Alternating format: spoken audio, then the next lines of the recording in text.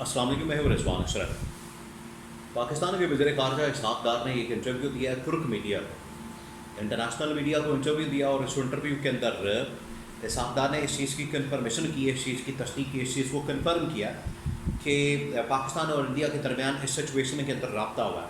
اب یہ رابطہ کس لیول کا ہے، کس سطح کا ہے، اس کے اندر انڈیا کی جانب سے کیا پیغام دیا گیا، پاکستان نے کیا پیغام دیا ہے، اس کے حوالے سے بڑی اہم ترین معلومات میرے پاس موجود ہے، وہ آپ کے ساتھ میں شیئر کرتا ہوں۔ سیکنڈ یہ کہ پاکستان نے جو اس وقت اپنی فوج کو، آرمی کو حکم دیا اس حوالے سے کہ پاکستان انڈیا کا جواب دے، انڈیا کو اس حوالے سے اس کو اوپر حملہ کرے، اور جو پاکستان کے اوپر اس کی جانب سے حملے کیے جا رہے ہیں اس کا جواب دیا جائے۔ اس پر اب پاکستان کی فورسز کو مکمل طور پر حکم مل گیا، عہدہ مل گیا، اور رات گئے بھی پاکستان کی جانب سے حملے کیے گئے ایل او سی کے اوپر بھی، اور ابھی تو خیر ایل او سی کے اوپر حملے جاری ہیں بھی ڈائریکٹ، لیکن ایل او سی کے اوپر جو پاکستان نے حملہ کر کے ان کو نقصان پہنچایا وہ کافی خوفناک اور خطرناک ہے۔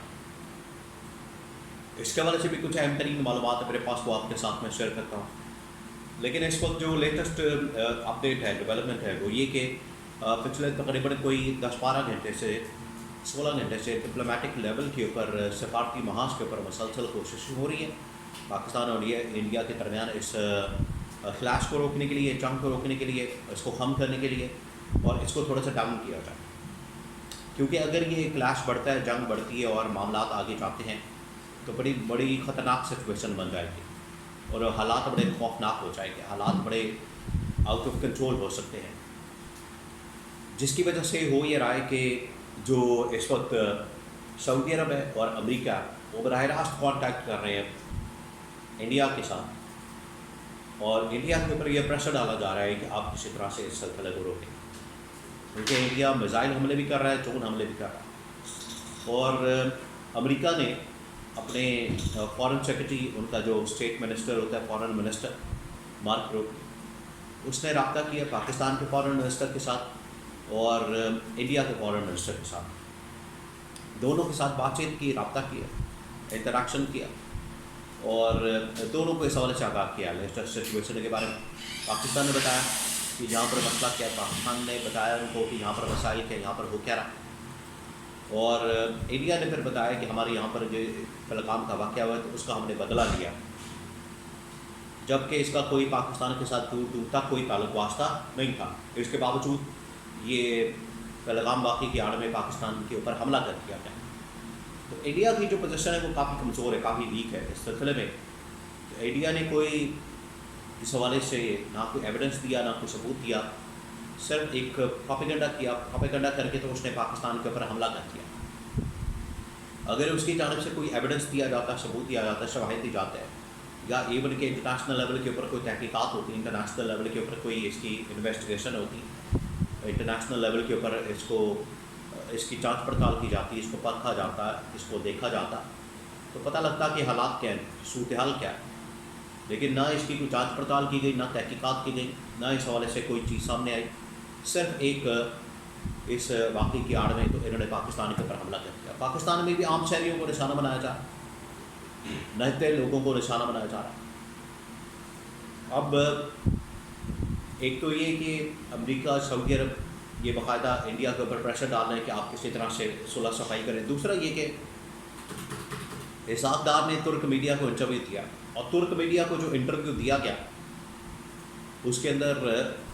اسحاق ڈار نے یہ کنفرم کیا ہے کہ پاکستان اور انڈیا کے درمیان اس وقت رابطہ ہوا ہے، اور یہ رابطہ کس لیول کا رابطہ اصل میں ہے، جو چند دن پہلے این ایس سے بنایا گیا نیشنل سیکورٹی ایڈوائزر پاکستان کے ڈی جی آئی ایس آئی کو، انہوں نے رابطہ کیا پاکستان کے D G I S I نے، نیشنل سیکورٹی ایڈوائزر نے،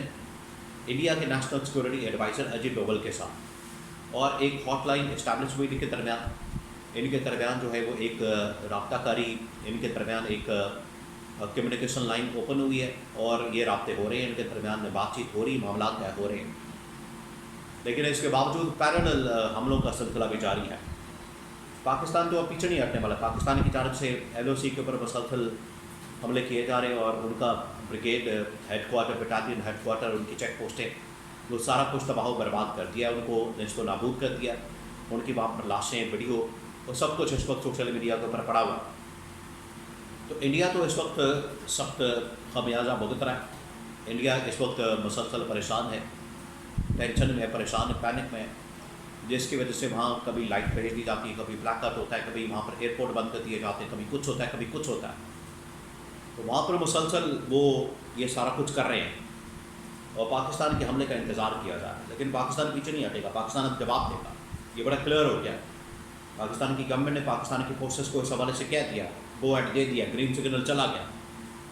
کہ آپ جب چاہیں جہاں چاہیں آپ جس وقت جس مرضی کا انٹینسٹی کا حملہ کر کے تو انڈیا کو جواب دے سکتے ہیں. انٹرنیشنلی اس وقت مکمل طور پر ایک صف بندی نظر آتی ہے اور دنیا کو نریندر مودی ایک تیسری جنگ کی طرف دھکیل رہا ہے. انٹرنیشنلی اس وقت نظر آ رہا ہے کہ امریکہ اور اسرائیل انڈیا کے ساتھ اللہ شہری آشیرواد مکمل طور پر ان کے ساتھ، اور ادھر پاکستان کے ساتھ چین اور ترکی ہے. اب یہ ایک کلیئر لائن نظر آ رہی ہے کہ لائن ڈرا ہو گئی ہے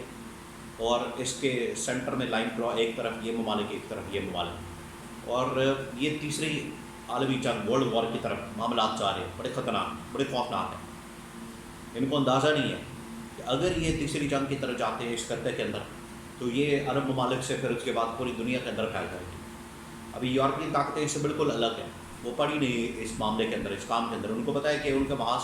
یوکرین کے اندر روس کے خلاف کھولا ہوا ہے. آپ دیکھیں پوری دنیا کے اندر اس وقت جنگیں کھل چکی ہیں. پاکستان انڈیا کے درمیان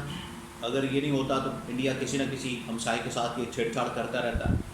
عرب ممالک کے اندر ایران، یمن، لبنان، شام، عراق، ادھر ساری جنگیں، فلسطین کے اندر. ادھر یورپ میں چلے جائیں تو آپ کو یوکرین کے ساتھ کہیں نہ کہیں محاذ کھلا ہوا ہے، وار تھیٹر کھلا ہوا ہے. اور یہ والا بڑا خطرناک ہے. اس کی وجہ یہ ہے کہ یہاں پر دو نیوکلیئر طاقتیں آمنے سامنے ہیں. یہ جو دو نیوکلیئر طاقتوں کا آمنے سامنے آنا ہے، اس کی وجہ سے تقریباً کوئی 1.5 سے 2 ارب کی آبادی جو ہے وہ اسٹیک کے اوپر ہے، ان کی زندگی خطرے پر ہے، داؤ پر لگاتی ہے. تو یہ سچویشن اور زیادہ خوفناک بن جاتی ہے. اس سچویشن میں اور زیادہ مسائل پیدا ہو جاتے ہیں، جس کی وجہ سے حالات بڑے ٹینس ہیں، حالات بڑے خطرناک اور خوفناک ہیں. اب چیزیں اس طرف جا رہی ہیں کہ اگر اس کو کنٹرول نہ کیا گیا تو ورلڈ وار 3، تیسری عالمی جنگ وہ شروع ہو سکتی ہے، جس کو روکنا بڑا ناگزیر ہے.